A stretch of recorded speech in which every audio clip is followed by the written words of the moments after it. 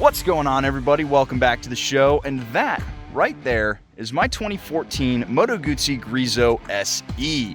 I traded in my Ducati Hyperstrada for this thing, and in just about every single way, this motorcycle is a downgrade. And yet, I love it so much more than my Ducati. Question is, why do I like a worse bike?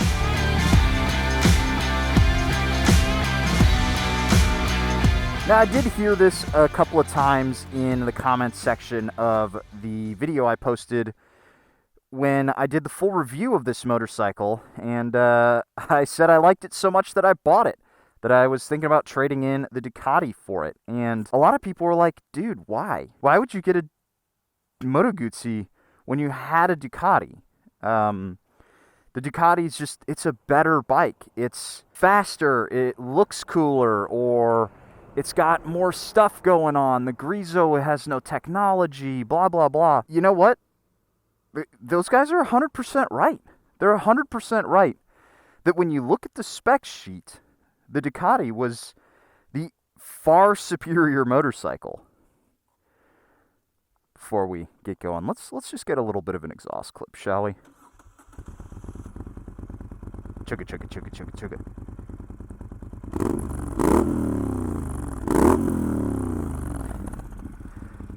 You gotta love this right here. This is probably one of my favorite things.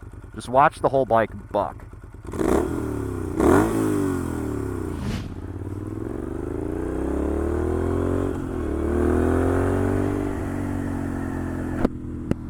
So let's throw the specs up on screen just so that we can be 100% clear here. So the Ducati had a 821cc liquid-cooled V-twin, putting down 110 horsepower, and roughly was 82 Newton meters. So that's like, what, 60-something foot-pounds of torque?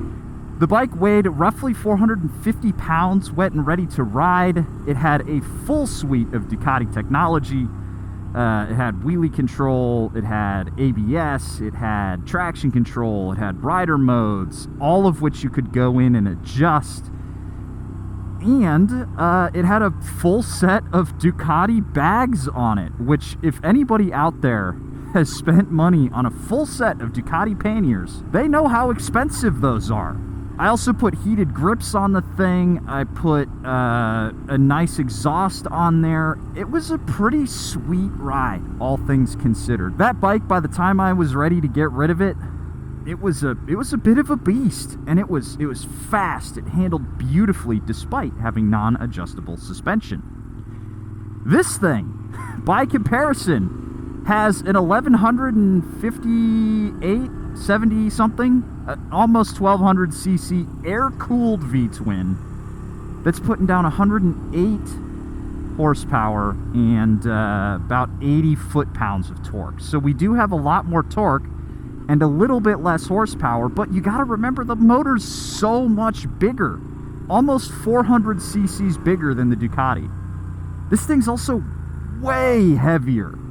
This thing's closer to 520 pounds wet and ready to ride. In terms of tech, I'm pretty sure it has ABS.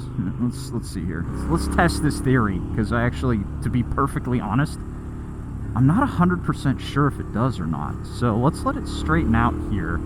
There we go. A little bit of a straight. Yep, it's got ABS, sort of. I definitely am able to break the back tire loose, though. It's definitely not as pulled together of a riding experience as the Ducati was in terms of its technology. It's also 100% accurate to say that around a corner, this motorcycle, it's not as good as my Ducati was. Just the fact that the Ducati was lighter, it had, you know, the way it was set up was basically flawless. I really, really enjoyed the way that bike felt around a corner. So, why did I end up downgrading to this motorcycle? Doesn't really make any sense. Until you realize that there's so much more to motorcycling than what the spec sheet says.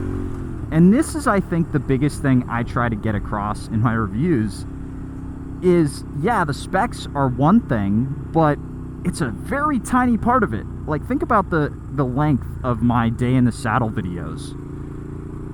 Very little of it is actually devoted to the specs, and the only thing I care about, the only thing I really report is horsepower, torque, weight, and price. That's usually all I care about, because for me, a motorcycle is more than the sum of its parts. This is something I actually had a really good conversation with one of my buddies, Will, from the Sons of Technology. He was the proud owner, and still is, the proud owner of a Suzuki Katana, and he rode the crap out of it, loved it.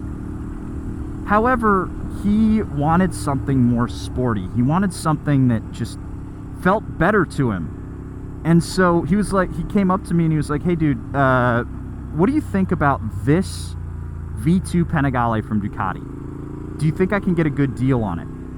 He was able to convince the guy to let it go for 12 grand because it was near its Desmo service and it had a leak in the radiator. He was able to fix the leak in the radiator in like 3 days and get the bike back on the road. And Ducatis, they'll let the Desmos go for a little bit. You know, they don't need to happen right away, especially on bikes like the V2 where most people ride them like this. They're not riding them super duper hard. And I gave him all of my logical reasons why I think that the Suzuki Katana, for the kind of riding that he does, that I know he does, makes more sense than the V2. But I also told him at the end, I was like, look, dude, if you want the V2, there's not a damn thing in the world that I'm going to say that's going to stop you from getting that motorcycle. And that's what he did. He picked up the V2 against my better judgment. My edict from on high said no to the V2, and yet he picked it up. Because motorcycles are about how they make you feel. And I think that gets lost a lot. That gets lost a lot in the online space. And the more I have been riding this Griso, the more I realize that this is literally everything I want out of a sporty cruiser. It could not get more me than this motorcycle right here. And it took me a little while to get there. And we're going to talk about how I was also wrong about this motorcycle in a second, so I could justify my clickbait thumbnail. This thing, it's exactly my kind of personality. It's a big, burly V-twin that is loud and aggressive, but it doesn't need to be ridden super duper hard to have a great time. The Ducati, I had to keep it on the boil. That 821, it's pretty famous for having a big flat spot in the middle, and I was always screaming that motorcycle off the top end. Why? Because when I ride off camera, I don't ride super polite. I do get a little bit aggressive with my riding, perhaps a little recklessly so. That motorcycle demanded to be ridden hard. It wanted to be ridden hard. And I was like, all right, let's do it. Let's go hard. Because I lack a little bit of self-control. This motorcycle still likes to go hard, but it doesn't feel like you're pushing it super duper, you're not pushing the limits with this thing. I'm well within what I consider to be a safe speed for me. I can bring this bike back under control very quickly. Whereas with the Ducati, while all the components were there, I was going speeds where if something went wrong, I'm not fast enough. I'm not a good enough rider to get that bike back under control. Another thing I've been realizing about the Griso is it's so much closer to my dream motorcycle than I gave it credit for. My dream bike right now, and has been for a long time, ever since I first saw it, is the Arch KR GT1. Ever since I first saw that bike, I was like, holy shit, I have to have one. The only problem, they're $80,000, and I do not have that kind of coin. I had to get this thing, even with the Ducati on a trade-in, with a little bit of a loan. I'm not saying I'm a pauper, but I do not have 80 grand kicking around to buy one of Keanu's bikes. I just don't. Look at what's on screen here. You got the KRGT1, and then you also have the Method 143, and then there's the Griso. It's kind of this mishmash amalgamation of what I love about arch motorcycles smashed into an Italian bike. Just, you know, right into the vein, please. Let's go. Hit me with it. And then when you sum up all these like disparate elements, you got the looks, you've got the character, you've got the sound, you've got the kind of motor that it is, the big air-cooled motor. It really is much more me than I thought any other bike could be. It's exactly what I love about motorcycles, all crammed into one. And don't get me wrong, I still love my 919. I'm not getting rid of that thing. It's still around. But I rode it the other day, and I was like, it's not as good as the Griso. Oh, it's not as good as the Griso. Now, let's talk about how I was wrong about the Griso. Because there were some points where I was just wrong about this motorcycle. And this is one of the issues with my review style. This is going to sound stupid, but I'm less concerned about the facts of a motorcycle and more concerned about how it feels. I get stuff wrong. And it's I only have the bike for a day, so I also don't get to grow with it and really find out how it vibes. Some bikes take longer, and for the longest time, I thought this Griso was heavy side to side. Turns out I was riding it wrong. I was just riding this motorcycle wrong. I was riding it like this, like it's a, you know, kind of sporty-ish cruiser. But if you actually get in the pocket on this motorcycle, it handles so much better than I gave it credit for. I also took the liberty of putting some lowering foot pegs on here, which are about 5/8 of an inch lower than the stock pegs on this bike. And that has made an enormous improvement in the ergonomics package on this bike. I can really lean off the bike really comfortably, and I can use my weight to control what the bike's doing. And it just feels so perfect for me. Now, it took a while for me to really figure that out. Another thing I was wrong about, these Brembos. They are still stopping a lot of motorcycle. But I did swap out the fluid for the RT700 by Torque, which I put in all my motorcycles now, and they have sponsored a video. They're supposed to be sponsoring another one, but I have yet to get that video finished for them. Sorry, Torque. I promise it's coming. But yeah, I put Torque brake fluid in the front and the back. I haven't bled the clutch because it doesn't really matter. But it's stopping so much better now. And that's another thing I can't fix in the course of a review. I just have to state that the motorcycle I'm riding feels like this.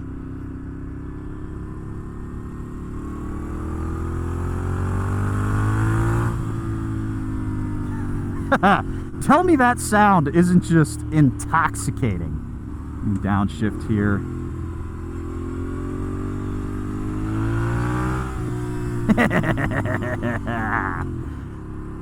I pulled the baffle out of this. The first thing I did when I got it was I popped the baffle out because it was like, I reckon it's going to be loud, but not too loud. It's perfect. Oh, it's perfect.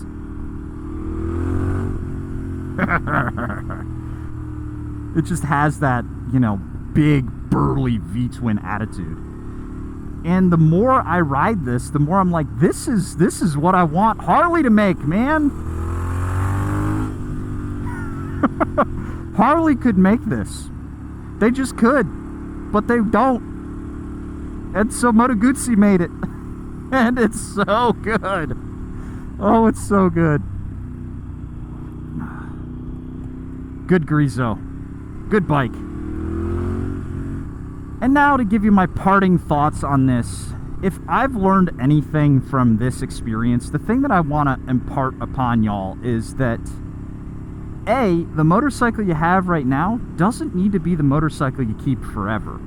And B, if the motorcycle you got right now, you don't find yourself reaching the keys for, it's time. It's time to get rid of it. I had not ridden the Ducati in like 2.5 months. I had just been riding the 919 because the 919 gives me the low-down torque that I want, the handling that I want, all of that good stuff. And the Ducati was fun, but I only rode it a couple of times. You'll look back over the videos that I produced over the summer. There's not a lot of Ducati in them. Not in the way that the Griso has shown up in all of these videos. It's just, A, it's new, and B, I just like it better. And so if you're out there and you're just like, you know, my bike just isn't doing it for me, go look at another one. Go upgrade. And don't fall into the trap of every bike needs to be an upgrade, because I think there's so much negative impact from that. But if every bike needs to be an upgrade, then you end up in this hyper naked world where we have, you know, the Super Duke with just, it's trying to get 1 more horsepower, 2 more horsepower, 3 more horsepower to justify it over the last Super Duke, or versus the Tuono. And then you just end up in this like crazy arms race for power and for technology and for price, and it doesn't do anybody any good. Go try something new. Go have some fun. Motorcycles are supposed to be fun, and like Shade Tree Surgeon says, I like bike. Let me know what you think about all of this. Let me know when you think it's time for you to upgrade, if you've gone through a handful of motorcycles, or if you're getting ready to upgrade after, you know, say your first season on 2 wheels. And what you're looking forward to out of your next bike, and what that next bike might be. Let me know all that down in the description, or in the comments down below. And I'm gonna go ride my Guzzi some more.